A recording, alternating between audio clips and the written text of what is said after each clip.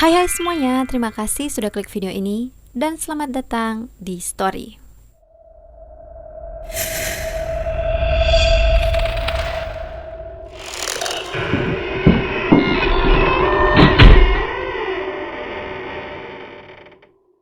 Oke, malam hari ini kita akan membahas tentang salah satu peristiwa bundir massal yang sempat menghebohkan Amerika Serikat. Sebelum lanjut ke videonya, aku mau minta support dari kalian dengan klik tombol subscribe yang ada di bawah dan like juga video ini kalau kalian suka, dan kita langsung ke pembahasannya. Sekitar bulan Maret tahun 1997, kepolisian California mendapatkan sebuah laporan dari kawasan Santa Fe atas sebuah kejadian aneh dan mengerikan yang terjadi di sana. Saat polisi mendatangi tempat kejadian perkara, tepatnya di sebuah rumah di kawasan ini, polisi mendapati ada 39 jasad yang terdiri dari 21 orang wanita dan 18 orang pria dari berbagai usia. Nah, mereka ini ditemukan seolah terbaring dengan damai di tempat tidur mereka masing-masing, dalam keadaan mengenakan setelan rapi berwarna hitam, memakai sepatu kets bermerek Nike dengan kondisi pakaian dan sepatu yang masih baru.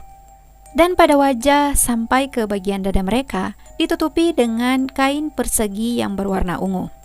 Tidak ada satupun ditemukan pada jasad-jasad ini tanda-tanda kekerasan ataupun bekas-bekas penganiayaan. Setelah diselidiki, rupanya penyebab kematian dari orang-orang ini adalah karena mereka mengkonsumsi campuran obat bius yang mematikan.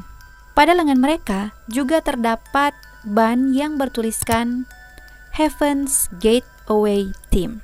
Nah, dari hasil penyelidikan yang dilakukan, akhirnya diketahuilah bahwa orang-orang ini merupakan anggota dari sekte yang bernama Heaven's Gate atau Gerbang Surga.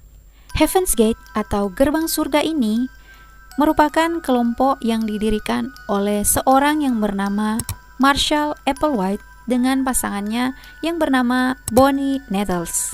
Kelompok ini berbasis di San Diego, California, Amerika Serikat pada tahun 1970-an.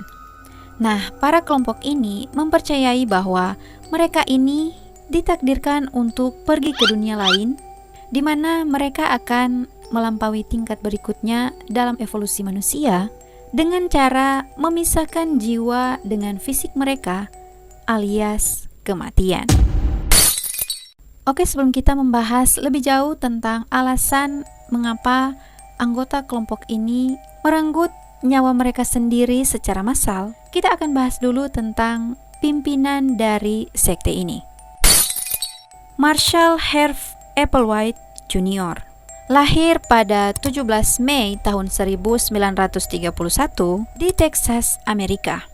Nah, Marshall ini tumbuh menjadi anak yang cukup religius. Pada masa mudanya, Marshall ini mencoba untuk berkarir di dunia musik dan ia juga sempat menjadi seorang penyanyi sebelum akhirnya ia bertugas sebagai seorang taruna di Angkatan Darat Amerika Serikat. Setelah keluar dari kemiliteran pada tahun 1956, ia masuk ke salah satu universitas di Colorado dan di sanalah Marshall ini mendapatkan gelar master di bidang musik. Ia juga sempat mengajar di Universitas Alabama, tapi kemudian dia dikeluarkan karena kedapatan memiliki hubungan dengan seorang siswa pria. 3 tahun kemudian setelah kejadian itu, Marshall bercerai dengan istrinya. Jadi Marshall ini sudah sempat menikah sebelumnya. Dan sejak saat perceraian itu, kehidupan Marshall mulai berantakan. Tak lama kemudian, ayahnya meninggal dan itulah yang menambah duka di dalam hatinya.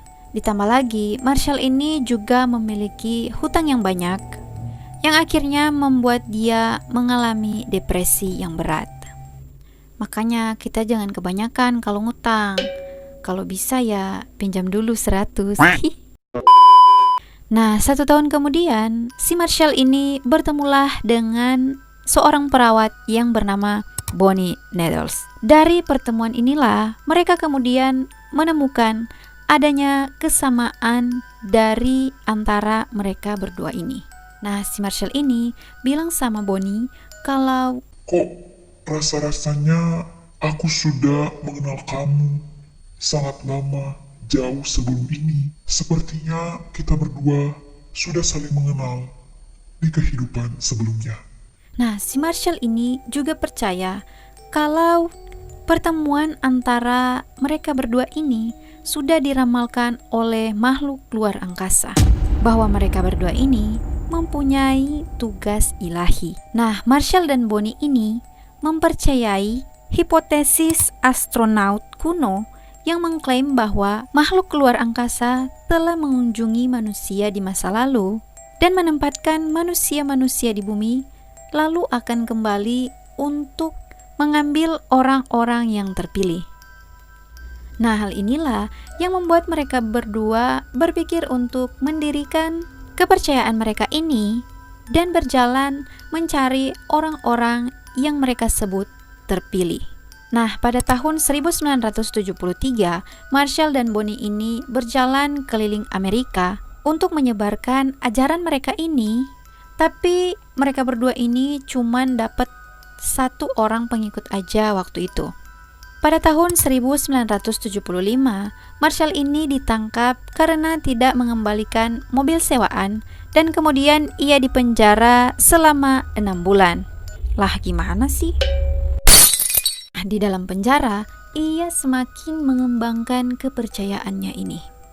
Nah, setelah keluar dari penjara, masih di tahun yang sama, Marshall sama Bonnie ini kemudian membujuk 20 orang dari Oregon untuk meninggalkan keluarga serta harta benda mereka, lalu pindah ke Colorado Timur.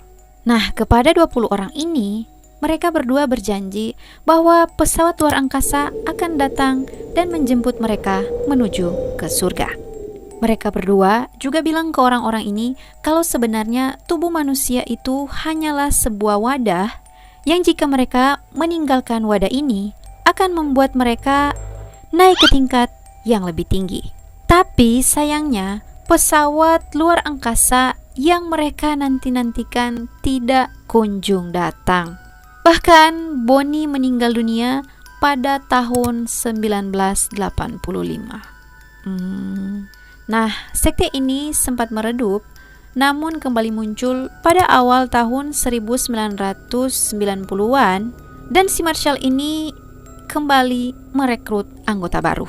Nah, lalu nih ada satu peristiwa, ditemukanlah sebuah komet yang bernama Hale-Bopp pada tahun 1995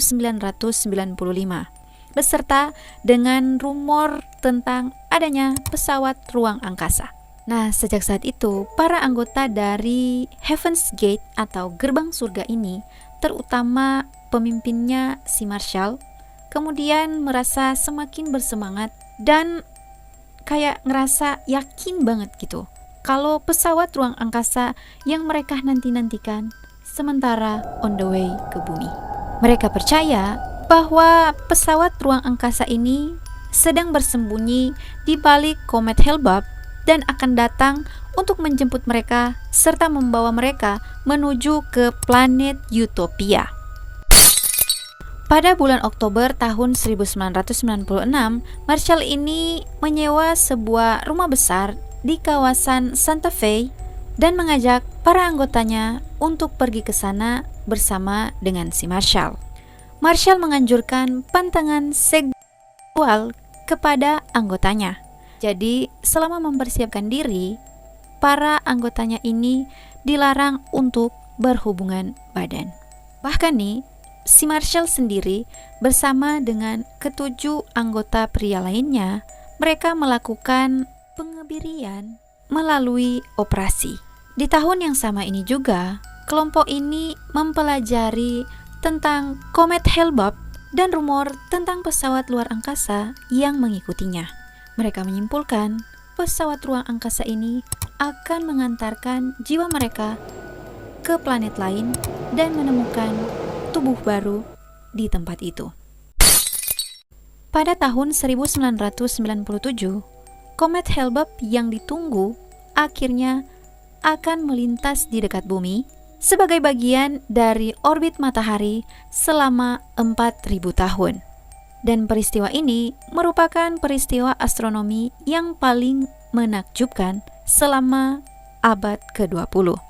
Nah, pada akhir bulan Maret tahun 1997 ini, akhirnya kelompok ini mengisolasikan diri dan mereka juga merekam sebuah pesan perpisahan sebagai bagian akhir hidup mereka di dunia. Marshall merekam sebuah video pendek sebelum kematiannya. Ia menyebut dirinya sebagai jalan keluar final.